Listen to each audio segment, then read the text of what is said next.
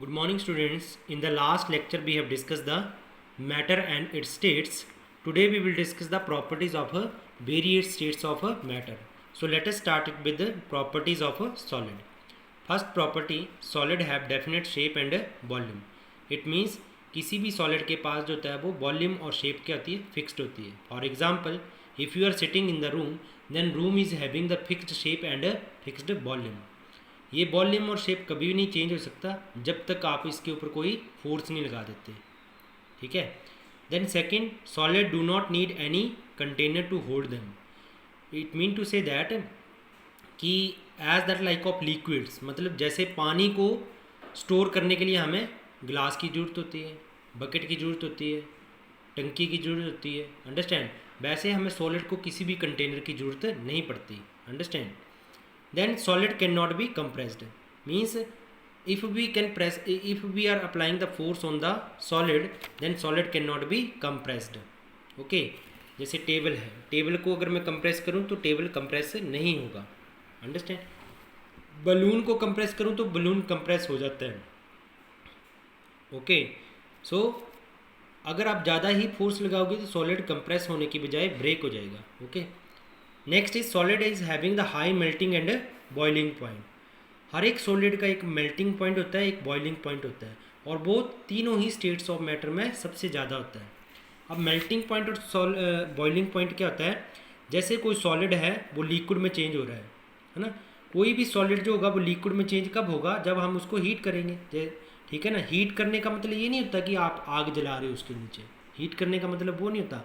आप किसी भी सॉलिड को, जैसे बर्फ़ है फॉर एग्ज़ाम्पल, तो किसी भी चीज़ को हीट करना जो होता है वो क्या नहीं होता, आग जलाना नहीं होता नीचे, है ना. तो हम किसी भी आइस क्यूब को अगर हम टेबल पे रखते हैं, बर्फ़ को हम टेबल पे रखते हैं, तो वो पिघल जाएगी थोड़ी देर के बाद. इसका मतलब जो उसको बर्फ़ को हीट मिली वो सराउंडिंग से मिली. जो टेम्परेचर सराउंडिंग का होगा वो उसके लिए हीट का सोर्स होगा. बात समझ आ रही है? ठीक है. तो हीट करने का मतलब ये नहीं होता कि हम सिर्फ उसको गैस पे गर्म करेंगे या कुछ ऐसा कुछ नहीं होता. हम सराउंडिंग से भी हीट प्रोवाइड कर सकते हैं. ठीक है. तो आइस जो होगा वो वाटर में कन्वर्ट हो जाएगा ना, उसका पानी बन जाएगा बर्फ़ का. बट जो पानी का जो बर्फ़ बनेगा वो किसी एक पर्टिकुलर टेम्परेचर के बाद बनेगा. जैसे आइस का जो बर्फ़ है जो पानी में बदलना शुरू करता है वो कब करता है? 0 डिग्री सेल्सियस पे. तो 0 डिग्री सेल्सियस पे क्या हो गया? 0 डिग्री सेल्सियस क्या हो गया? उसका मेल्टिंग पॉइंट हो गया. ठीक है ना. वो उसका क्या हो गया? Melting point. आप आइस के ऊपर थर्मोमीटर लगा लो. थर्मोमीटर पे आप नोट कर लो कि किस टेम्परेचर पे आइस जो होगा वो पानी में बदलना शुरू करेगा. उसी टेम्परेचर को हम बोलेंगे मेल्टिंग पॉइंट. वैसे ही हम किसी भी सॉलिड का मेल्टिंग पॉइंट फाइंड आउट कर सकते हैं. जैसे पेन है मेरे पास.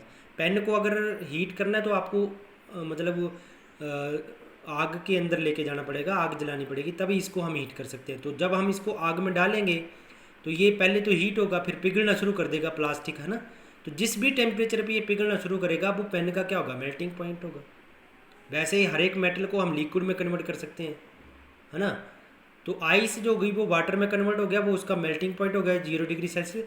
और वाटर को जब हमने वाटर वेपर में कन्वर्ट करना है, ठीक है ना, तो आपको हीट करना पड़ेगा गैस के ऊपर, है ना. तब फिर आप टेम्परेचर थर्मोमीटर लगा लो, और थर्मोमीटर में आपने टेम्परेचर वो वाला नोट करना है जहाँ पे पानी उबलना शुरू करता है. जब पानी उबलना शुरू कर देगा तो आपने टेम्परेचर को नोट कर लेना है. तो जो टेम्परेचर आएगा पानी का वो आएगा 100 डिग्री सेल्सियस. इसका मतलब वो पानी का क्या हो गया? Boiling point. तो हर एक सॉलिड का एक मेल्टिंग पॉइंट होता है जब वो पिघलता है ना, और एक बॉइलिंग पॉइंट होता है जब वो पिघल के क्या बनता है? उसके वेपर्स बनते हैं. अंडरस्टैंड. बट कुछ सब्सटेंस ऐसे होते हैं जो सॉलिड से डायरेक्टली किस में चेंज हो जाते हैं? गैस में चेंज हो जाते हैं. उन सारे सॉलिड को बोलते हैं हम सबलाइम सब्सटेंस. जैसे ओडोनिल, आपने मोथबॉल देखे होंगे. ओडोनिल आप वॉशरूम्स में रखते हैं ना. तो वो जो ओडोनिल है वो पहले तो सॉलिड होती है, सबको पता है. फिर वो थोड़े टाइम के बाद अपने आप ही गायब हो जाती है बिना लिक्विड में चेंज हुए, है ना. गायब होने का क्या मतलब है? वो डायरेक्टली किस में चेंज होगी?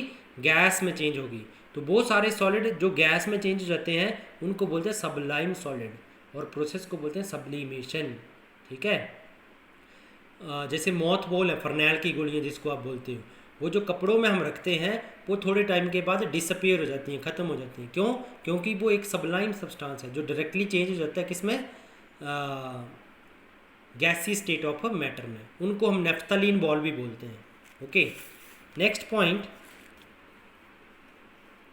Solid can not flow, they can be heaped. मतलब जैसे हवा ब्लो करती है, जैसे पानी फ्लो करता है, वैसे सॉलिड कभी भी फ्लो नहीं करते।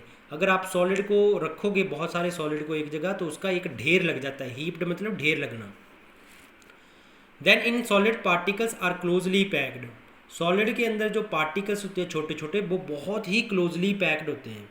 इसलिए सॉलिड की जो पोजीशन है वो फिक्स्ड होती है। मतलब सॉलिड का जो वॉल्यूम है और शेप होता है वो हमेशा फिक्स होता है। देन प्रॉपर्टीज़ ऑफ लिक्विड्स, जैसे प्रॉपर्टीज़ ऑफ सॉलिड है उसके ऑपोजिट ही है ये, ठीक है ना, कोई ज़्यादा डिफरेंस नहीं है इसमें। First property, liquid have definite volume but no definite shape. Liquid के पास वॉल्यूम तो फिक्स होता है बट शेप फिक्स नहीं होती। They takes the shape of container. Liquids वो ही शेप ले लेते हैं जिस भी कंटेनर में हम उसको रखते हैं। टंकी में रखेंगे तो टंकी की शेप ले लेगा, वाटर बॉटल में रखेंगे तो वाटर बॉटल की शेप ले लेगा, ठीक है।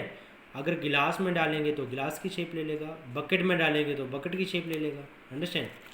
Liquid can flow from higher level to lower level.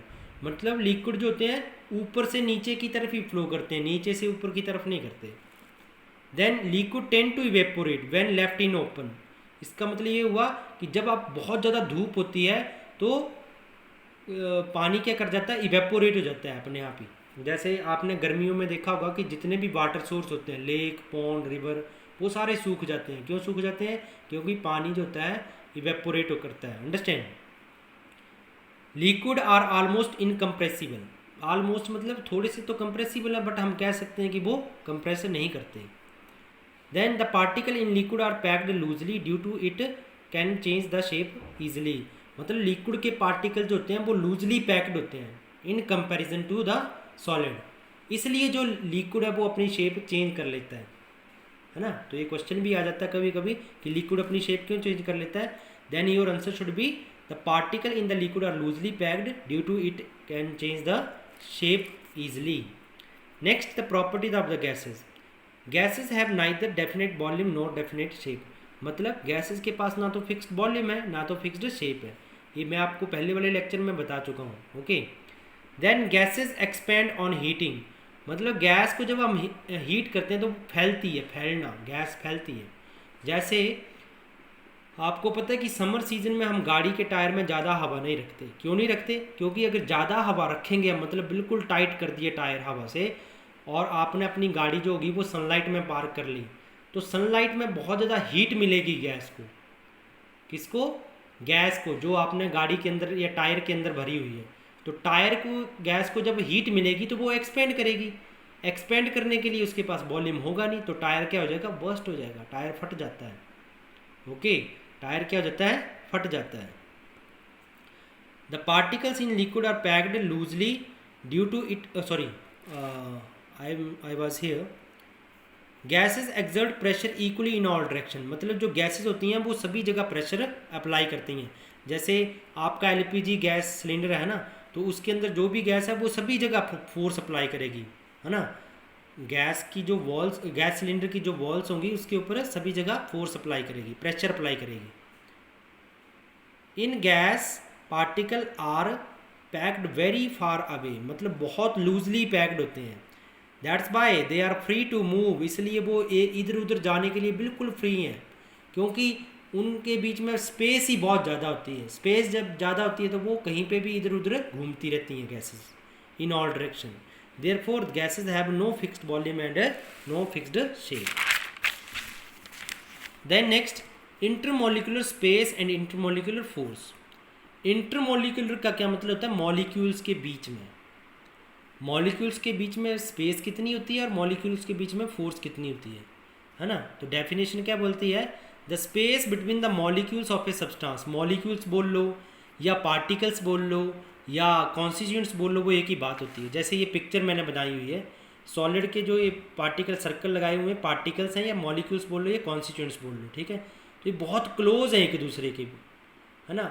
तो मतलब क्या हुआ कि इनके बीच में स्पेस बहुत कम है, वेरी वेरी लेस, इसलिए हम बोलते हैं कि solid in solid particles are packed very closely. और लिक्विड में क्या होते हैं, वो थोड़े से दूर दूर होते हैं, लूजली पैक्ड। और गैसेस में बहुत ज़्यादा दूर दूर होते हैं, means very far away from each other. ठीक है, नेक्स्ट आपके पास इंटरमोलिकुलर फोर्स। इंटरमोलिकुलर फोर्स बोलने का मतलब होता है कि मॉलिक्यूल के बीच में फोर्स कितनी होती है। जैसे ये दो मॉलिक्यूल्स हैं ना, तो इनके बीच में कितनी फोर्स होगी। फोर्स मतलब होता है एक दूसरे को पकड़ना, फोर्स ऑफ अट्रैक्शन। तो जितने ज़्यादा नज़दीक होंगे पार्टिकल एक दूसरे के, उतनी ही ज़्यादा स्ट्रॉन्ग फोर्स ऑफ अट्रैक्शन होगी।